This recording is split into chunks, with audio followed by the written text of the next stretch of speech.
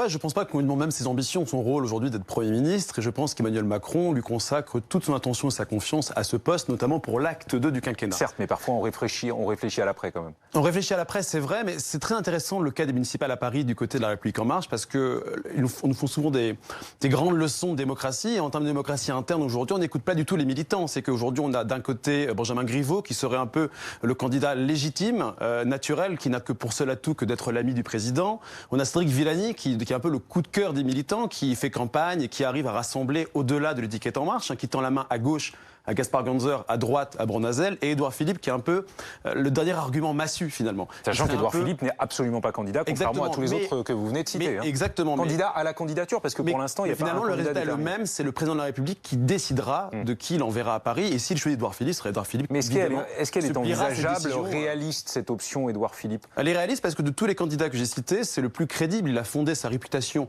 politique sur un mandat municipal au Havre. Certes, mais il a quand même quelques chantiers à mener au gouvernement. Évidemment, et le contexte... C'est pour ça que la solution la plus préférable, la plus souhaitable, ce serait de déterminer entre Villani et à Cédric Villani. Est-ce à dire qu'aujourd'hui, Benjamin Griveaux, qui dans les études d'opinion arrive premier, mais enfin c'est pas un écart considérable, est aujourd'hui clairement rattrapé, challengé? Mais complètement rattrapé par en plus un candidat qu'on n'attendait pas du tout. La candidature de Cédric Villani était marginale au Iconoclaste début. Complètement iconoclaste. Il a sorti un livre où il se confie justement sur sa vie. Donc il a très bien fait les choses, Cédric Villani. Il a vraiment construit sa campagne étape par étape. Hier, il a donné un meeting qui a eu un certain succès, qui a réuni, je crois, 800 militants de la République En Marche. Et aujourd'hui, on dit même qu'il essaye justement de faire ce que la République En Marche a toujours fait, des alliances à gauche et à droite. Et il est vrai. Il prétend s'entendre bien avec Gaspard Ganzer. Il prétend aussi avoir l'écoute de la droite modérée avec Bournazel. Et donc finalement, Villani devient un candidat crédible et un challenger possible face à Benjamin Griveaux.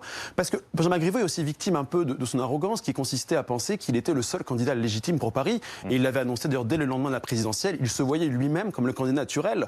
Donc c'est pas plus mal aussi que Villani puisse lui voler la vedette là-dessus et créer une forme d'émulation au sein du parti pour avoir plus de choix aussi pour les militants. C'est le président de la République qui aura le dernier mot. On le sait bien, franchement, Camille. Est-ce que Benjamin Griveaux... Est-ce que Benjamin Griveaux ne reste quand même pas le favori un peu du président de la République?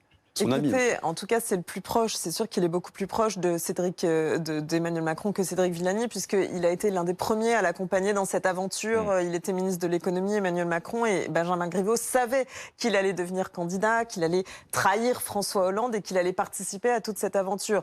Donc, évidemment, il a une sorte d'aval d'Emmanuel Macron, mais Emmanuel Macron, c'est aussi un fin tacticien, un fin stratège, un fin politique qui verra au dernier moment qui est le plus à même de l'emporter à Paris. Parce que le but d'Emmanuel Macron, ce n'est pas d'adouber Benjamin Griveaux, c'est de gagner Paris. Et les derniers sondages donnent peut-être des raisons au parti de la majorité d'y croire. Bon, ils sont assez au coude à coude, Benjamin Griveaux et Cédric Villani. Après, vous savez, si on veut voir les choses d'une autre manière, c'est aussi pas si mal pour Benjamin Griveaux, qui était considéré comme le favori et le candidat d'Emmanuel Macron, d'avoir un vrai opposant, vrai challenger.